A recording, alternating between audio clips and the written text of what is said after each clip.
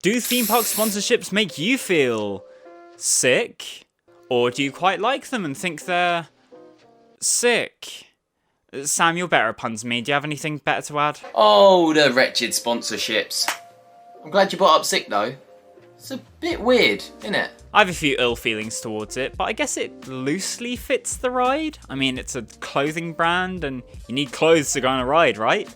Well, unless it's Grand National. What?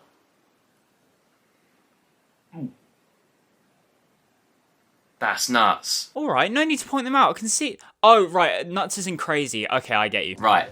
Should we move on to some other weird sponsorships before I whip out my anatomy puns? What do you think I was going to say? Gladly. Dropping in next, we have the world's first diving coaster, Oblivion at Alton Towers. And its terrifying Fanta sponsorship. Yep, nothing represents the Lord of Darkness like pop. Isn't that right, DJ Sidor? Don't look down.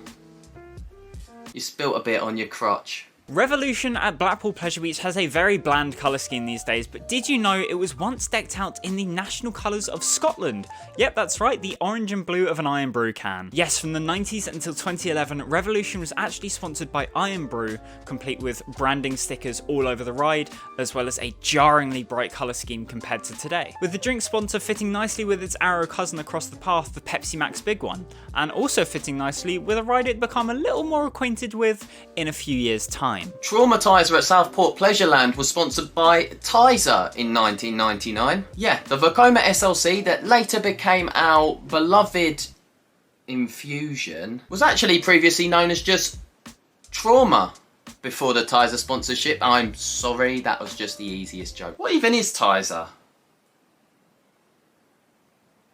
It's a fizzy drink. At least the colours match the branding. Unlike the next one. The world's most famous roller coaster, nope, not Odyssey at Fantasy Island, Space Mountain at Disneyland, California, was once actually sponsored by FedEx. Yep, imagine Nemesis being sponsored by the Royal Mail, or Icon being sponsored by DPD, or the big one being sponsored by Hermes. I mean, neither of them ever deliver, so God, I'm going to enjoy the comments on this one. Goliath at Six Flags Magic Mountain had a thing with the Impractical Jokers. Yeah, in 2016, adverts for their show could be found all around the queue line. Oh, and not the station building. Nothing like a gaggle of jokers to build you up for a big, scary roller coaster. Would have been more practical to attack the Batman ride. I don't know too much about these guys. Pranksters by the looks of it. Not my cup of tea. Funny you mention that, Sam, because in 2011, Thorpe Park entered a sponsorship deal with Tetley Tea to sponsor their Teacups ride, Storm in a Teacup, which sent the jovial northern tones of Gaffer all across the New England Amity Speedway, along with some Angry Birds. From there on, the tightly titled Tetley Teacups twirled Thorpe's teens and toddlers to turn up some tranquil time from the top thrills to Take 10. Also known as, it was Kiddie Ride. Colorado Adventure at Fantasyland Germany was opened by Michael Jackson in 1996. Good choice, mate. It's a surprisingly good coaster. It's even got airtime. Of course it's got airtime. It was opened by MJ. The guy gave us more pop than the Weasel himself. But why is this a thing?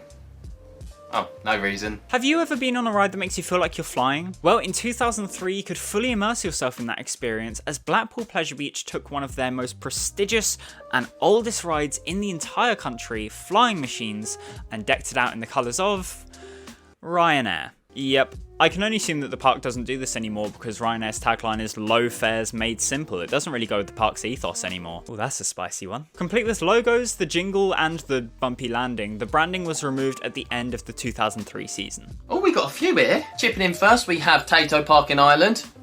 Crisp sponsor, sorted. Hershey Park is another sweet example. And HSBC sponsored Ancient Town. Classic bank. I lost interest. And finally, we've got Diggerland. The park that's eternally under construction. A theme park themed to diggers. Come and play on a construction site. No PPI required. Oh, lawsuits? Invite them over. Send them an RSVP to the party. It's actually my local park. So next on the list we have Ooh. Oh, okay, right. Give me a mo on this one.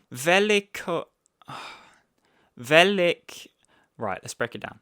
Velik Oluk Ski. Velikoluski Mias Okominat. Miasokominat. Velikoluski Miaso... Oh. Velikoluski Miasokombinat. Velikoluski Miasokombinat. I wonder what it translates to. Ah, meat processing plant. And there's 2 of these at the same park, so it's Meat Processing Plant 1 and 2, which is maybe the best coaster names I've ever heard. Both of these rides are sponsored by a nearby meat processing plant in Russia. And they're both stock models as well, with Meat Processing Plant 1 being a Mack with Blue Flyers layout, and Meat Processing Plant 2 being an Intamin with a layout of... Sick. And somehow it all links back. So that is just a few of our favourite examples from the weird and wonderful world of theme park sponsorships, but in the comments let me know if there's any I missed, and also let me know what your favourite one from the list was. A massive thank you to the brilliantly funny Sam Costello. You can find all of his relevant links in the description, including his wonderful YouTube channel. I enjoyed that. Thanks for having me. And I'm also back from my little hiatus now, so you can expect a few more things from me, so subscribe while you're here. Anyway, I've been Cal, thank you very much for watching, and I will see you very soon.